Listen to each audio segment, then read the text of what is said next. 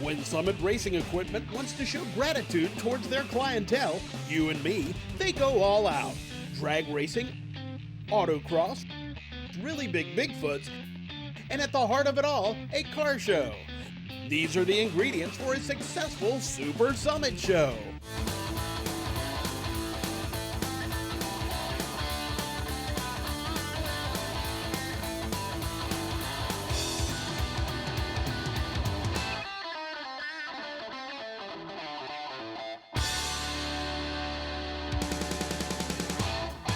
It's Super Summit time in Norwalk, Ohio, as we return to Summit Motorsports Park for a second dose of showmanship. With such a wide range of cars on display, we're going to look at eras of customization, starting in the post-war period with the ubiquitous Ford. 34 Ford, two-door sedan. They're the best. I've always looked for one, but my daughter started dating the guy that had this, and she said, "Dad, you ought to see his old Ford." I said, "What kind is it?" She said she didn't know. She said, "But it's nice." And so I said, "Maybe I'll see it." Well, as soon as he uncovered it, I asked him if he wanted to sell it, and he said, "Yeah." And him and another friend of his built it. So I just told him, I said, "I'll take it."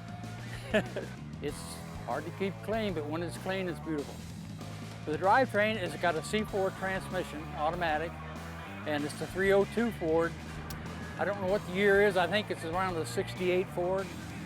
But it's got a 4-barrel carburetor. It's got air, power windows. It's got no power steering or brakes, which you don't need, but it would be nice, but I don't have it. A great road car. I've driven it to Louisville, Kentucky, maybe 7 or 8 times. Columbus, about the same amount of times. Had it to Indianapolis, down in Tennessee, Cincinnati. Drive it all over, and it's great on the road. Someday I'd like to have something a little bit bigger, with a bigger trunk and and stuff like that. But if I don't ever sell it, I'm going to keep it. And not all street rods are Fords or Chevys or even Plymouth. They can be virtually anything. It's a 1936 Graham, and I saw this in Columbus about 5 years ago and decided I just had to have it too. They made them, I think it was from 32 to 42, and then they started building trucks for the war years. And then after that, they never came back on. There's 3 brothers that were building them then. The original engine came with a 6-cylinder supercharged motor originally, back in 36. When I got it, it was converted over to a 350 Chevy with a 350 transmission and a 9-inch Ford rear end and a Mustang steering under it. It was this color. I've just done odds and ends to it. Well, I'm cutting back a little. I got a 42 Packard convertible and a 71 Chevy pickup. I got a 1937 Graham too. Got a 350 Chevy, 700R overdrive. It's my wife's. And I built hers from scratch, from the ground up. She said I got to get rid of her first before I get rid of the car, so I guess I got to keep them both. She had a 35 Chevy, and I sold it a few years ago down in Louisville, Kentucky. So if I sold the other Graham, it'd probably be me going too now. So she wasn't real happy when I sold her other cars. Post-war models themselves were the source of a new custom, the lead sled, and this example was close by. Talmadge, Ohio, about 5 minutes from Summit Racing. The 49 Mercury two-door sedan, coupe. I bought it from Don Sitz in Chicago Falls. Yeah, he puts on the cruise on Monday night on Front Street. I traded a pickup for it, another car, and some money to boot, but kind of a lead sled. It hasn't been chopped. Everybody's got them chopped. Everybody thinks it's chopped, but it really isn't. I like it that way. The spotlights and the mirrors like you had, lowering it, nose and deck. Basically like that. Pretty much original other than the running gear. 302 with a C4 transmission. Runs real good. It's been all rebuilt. It's got the original rear end under it, but it runs real good. Different paint scheme. It's good color combination. The guy that built it originally picked out a good color. It's on a Nissan, a newer one. I don't know, 203 or 4, something like that. I've had 57s, I had 32s, had a 39 one time, all kinds. I got a 44 two-door sedan that I built. I know every nut and bolt in that one from the ground up, I haven't driven my 40 much since I bought this. I built the 40 in the ground up, and I got 56,000 miles on it. That's how much I've driven it. I'll never get rid of that one. But yeah, we go quite a bit in this, trying to sell it. Arthritis is getting to me. I got a bad ankle, and you can't drive them both at the same time, so you got to have one. More customization courtesy of Super Summit coming up.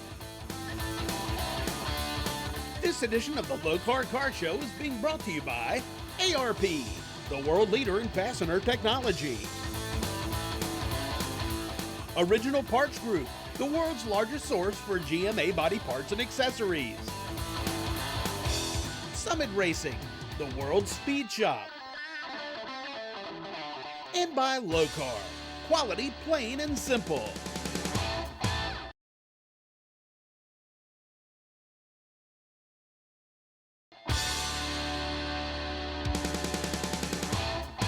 Welcome back to Super Summit and Bigfoot number 5 with 10-foot tall tires. We pick up with the 50s and another unusual make. 51 Henry J. Looking for a different kind of car to build, and I saw one of these sitting in a yard out by where I live and wondered what it was, and when I'm seeing it was a Henry J, and thought it would look like a cool car to build. And of course, you get the story from the older people saying, you know, I had one of those back in the day, and so I've had a lot of fun with it. When I first got it, I joined the Kaiser Fraser Group of America. The guy's name was Henry J. Kaiser, inventor, and kind of helped build the Hoover Dam and some other things like that. Kaiser Fraser was in business from 48 to 54, and these cars were built for 4 years from 51 to 54. Then the last couple years they were built, they actually sold them through Sears Catalog as Sears Allstates. We built these at home, so it was painted at home, and it's called Ultraviolet. It's off a 96 Mustang. And it's got pearl over top of the purple for the ghost flames. Purple tweed, done by Miracles Upholstery in Akron, Ohio. Kind of did the flames in the door panels and in the carpet to match the flames on the outside of the car. It had a flathead 4-cylinder, and actually those were out of Willys Jeep engines, is what they were. I didn't keep the motor. It's a 30 over 454 big block Chevy. It got a turbo 400. It doesn't run hot at all. Now with a fan shroud on, an aluminum radiator, it runs normal temperature 180. We drive it all the time on the road. It's been a lot of fun with it, that's for sure. Of course, classic 50s customs aren't limited to cars. Check out this trick truck. It was in the Auto Trader. We saw it and had to have it. A 1956 Ford. This is the only year they had the rounded windows, and it just pretty much speaks for itself. This is the 68 302, blown. The truck, when we got it, was for the most part built. The color as well. We had the interior done. We've had it since '09. We drive it to every show. It's never trailered. We don't do a lot of cruising. Mostly Tuesdays, we'll go to Milan or whatnot, but for the most part, just cruise to shows, and the rest of the time, it's kind of sits at home. It's got a 4-speed in it, and it's scary at times. It's a bad dog. I'll get something else, but I'll never get rid of it. This was a father-son type deal, and that's why I'll probably never get rid of it. And should the truck need more show or go parts, over 150 manufacturers from the Summit catalog are present today in Norwalk to meet one-on-one with patrons like professional products. We offer 2 harmonic balancers. We offer the Power Force and Power Force Plus. Power Force Plus being a more heavy-duty unit, it's SFI rated, up to 10,000 RPMs. Power Force is rated to 6,000. Great for a street, great for drag race or off-road. Guys with a show car are gonna like these intakes. They're polished. This is for a small block Chevrolet, and this is for a small block Ford. These are set up for fuel injection. They've got the injector bungs already located, and they can use either a throttle body type injection or an elbow. What we've got here is your LSX intake manifold. This is something new that we're trying out. It's powder-coated gloss black. The kits come complete with fuel rails and a crossover hose. This particular one is for LS1 and LS6. This distributor is a great addition to any street rod. It makes timing control real convenient. You can adjust it right here. It's got vacuum advance capability and a simple 3-wire connection. You can run your coil directly off of this particular unit. This is a 2-wire unit if you're using a capacitive discharge box already. This is our flagship product. It's called our Power Ejection 3, self-learning EFI fuel injection. It's got your ECM mounted right to the side. Simple connection using only 5 wires. It'll run returnless on our fuel on demand system, or it can be run with a return line as well. These are new for 2015. Got your Chrysler coils, Chevrolet, and Ford. Reusable oil filters, has a washable element on the inside and a drain hole at the top, keeps the mess to a minimum, and you don't have to stock oil filters at home. You can reuse what you've got. Coming up, luxury and style from the 1960s.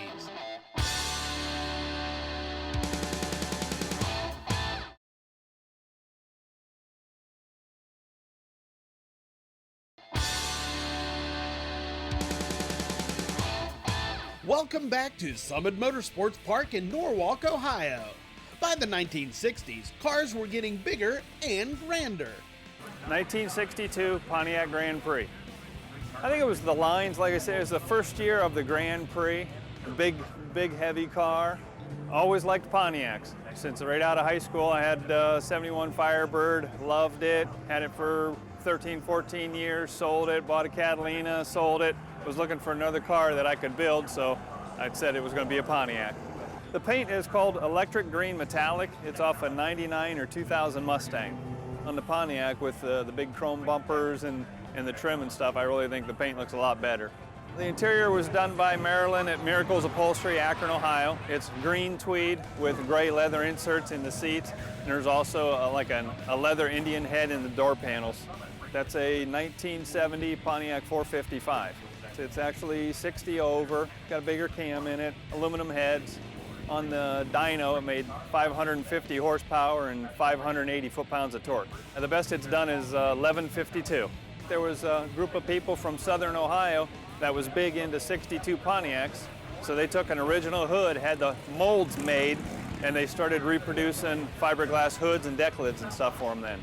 I've looked at couple Pontiacs here in the last year or so. I did just have a 62 Tempest that I bought, kind of just went through as a daily driver for my son. He got ready to go to college, so I sold that last year. So thinking maybe about another one. Either keep this or sell this and build another one. Another example of the era is the Ford Thunderbird, which by 1966 had grown from a two-seat sports car to a luxury coupe. I couldn't afford it when I was young, and not too many people got them. I wanted something different.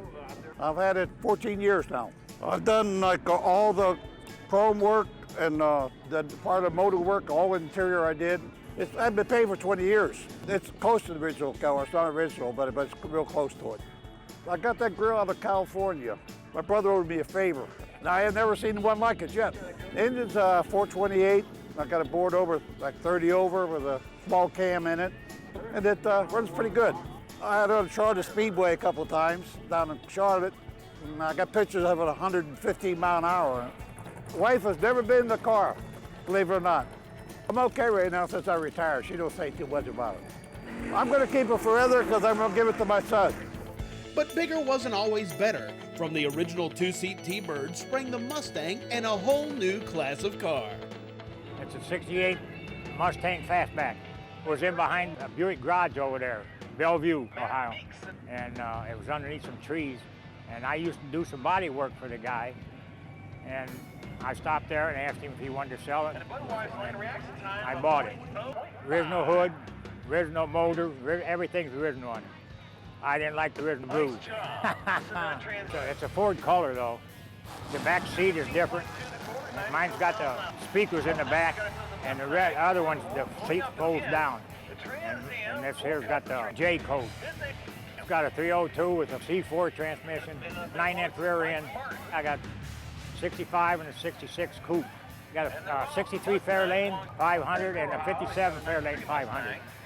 Yeah, I like them. I'd rather have this one. It's a better looking car.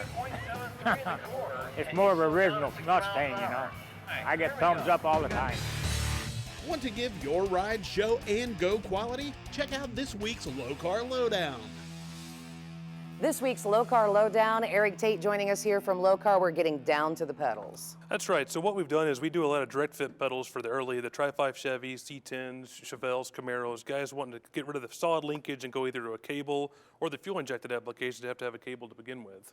Well, we see we have the bright finish here. What about Lokar's famous Black Midnight Series? We also do the Midnight Series with all the pedal lines we have, and the good thing about that is if you want to just replace the throttle pedal to start with, you can keep your brake and clutch pads or brake pedal pads and not have to buy all of them all at once and just do them a piece at a time. Oh, wow, really like that. And when we move over here, Lokar also has you guys covered for your direct fit brake and clutch pedal arms. You've got the windowed look, and of course we see here with the Bright and the Midnight Series Tri-5, and for the very popular 67 to 72 C10 pickup trucks.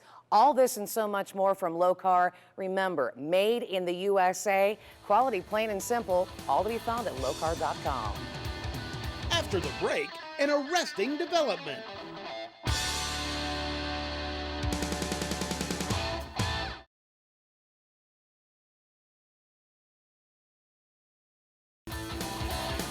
This edition of the Lokar Car Show series is being brought to you by Professional Products, the premier line of affordable aftermarket engine performance products. Aeromotive, we know it, we race it, we live it. Summit Racing, the world's speed shop.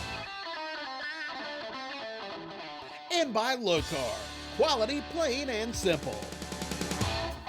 Welcome back to Norwalk, Ohio and Super Summit. While customizing will always continue, let's end this show with the 70s and two completely different approaches to modification. The 72 Vega GT Pro Street. I have a Camaro, Trans Am. We have a bunch of cars, and there's not too many Vegas around. Been working on it for about 10 years. We did about 20% of the work. The rest was done by Trick Works up in Pennsylvania. Great car builder. It's a small block 355 with dart heads, dart intake, gas motor, right on the street. It's got a Dominator, pretty simple basic motor. Now, I never raced it. It's been done for about 3 months now. It's a General Motors color that they put on Hummers. It's called Fusion. It's a factory color. Not on the Vega though. I'll probably have it for a while. I usually keep my cars pretty long. We have right now 3. Trans Am, a 72Z. I got a good wife.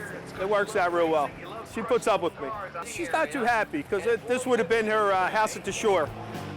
Well, a Pro Street Vega might be seeing this in its rearview mirror. It's a 72 Ford Galaxy, 4-door sedan. I got the gun, I got a shield in the trunk, I got a ticket book on the seat, I got a hat. Originally, it was ordered by a constable in Pennsylvania back in '72. And he used it for his personal police car because constables had to buy their own cars. So this was like a family car plus his work car. It don't have the big motor. It's got the 351 because his wife drove the car too. He didn't want to turn her loose with a 429 car, but it's got some of the police goodies in it, and it's kind of like a cross in between. But it was actually used as a police car back in the day. And about 25 years ago, a couple guys out west started restoring old police cars, and I kind of got, I think I'll try it too, and did a few police cars. I did a West Virginia State Police car, did a North Carolina State Highway Patrol car, and then I wanted to do something more local. And when I moved to Barberton, a guy told me that the police chief that they just hired in was a big in the historical society. And I asked him to see if I can get permission to restore a Barberton police car. Wrote him a letter, and heard about 3 weeks later, he said, go ahead, do what you want. All the problem is we didn't have any pictures to go off of, so I had to go do the legwork with the local newspaper, library, and then the fun began of collecting like the parts like the lights, the radar gun, and all the other stuff, and just getting the car ready to be painted and done. I've driven it to Charleston, West Virginia, shows around Northeast Ohio. As a matter of fact, in 2 weeks, there's a show up in Cleveland at the police station. They're doing all vintage police cars. I usually get thumbs up waves, and if I am stopped, they'll pull up and just check the car out. And how can you drive a car this big? I couldn't have fathomed driving a car this big. How does this boat handle? And I've always wanted to be a police officer, but health reasons I couldn't pass the academy. But I've always been a cop enthusiast, and I've collected pictures and posters and Hot Wheels and police cars. However, to catch the Pro Street Vega, the cop car might benefit from some of these modifications. Aeromotive can help. We've got our Phantom in-tank systems, universal in-tank systems, both 200 liter per hour, 340 liter per hour, as well as a Flex 450 liter per hour and twin 340 liter per hour versions of it, ranging anywhere from about 450 horsepower all the way up to 1,400 horsepower in-tank support on forced induction electronic fuel injection. What we're looking at here is a baffle and basket assembly which keeps fuel surrounding the pump at all times. It solves issues that are common amongst the EFI world of fuel slosh and pump cavitation. So it keeps that fuel pump completely surrounded with fuel at all times and allows it to run cavitation free and supply your motor with all of the fuel that it needs. When you buy our Phantom system, it comes with a billet installation ring indexed to 3 1/4 inches wide. You take a 3 1/4 inch hole saw, drop it down through your existing tank, whether it be a corrugated tank or non, cell, plastic, aluminum, whatever material you're using, it does not matter, it does not care. You run your 3 1/4 inch hole saw, drop your indexed ring on top of it. This becomes your template for your holes. Once you've got your hole drilled, then your installation ring goes on the inside. You got your stud bolts, come up through those holes, and the whole entire assembly drops right down through into the tank. This is adjustable in depth. The spine on the back side can be cut your length that you need, anywhere from about 6 to 11 inches. And we do have provisions for all the way up to 20 inches if need be. This is the twin version of it, the dual Phantom. Twin 340 liter per hour pumps. You've got outlets on the top of the billet aluminum cap. Outlet 1 and 2, you can Y-block them together into a giant feed line for big 1,400 horse applications. What's interesting about this as well is that it also utilizes 2 sets of terminals for each pump. That allows you to run them independently of each other. You can run it as an on-demand system, kick one on only when needed, or you can run them one on and then the secondary one as just a backup on a switch. So it really allows you to run those high horsepower pro street rods that people are using these days. After 2 episodes of cool vehicles, the Lokar Car Show series closes out its coverage of Super Summit in Norwalk, Ohio. Next week, we go exclusively Chevy as we head to Maple Grove Raceway in Pennsylvania.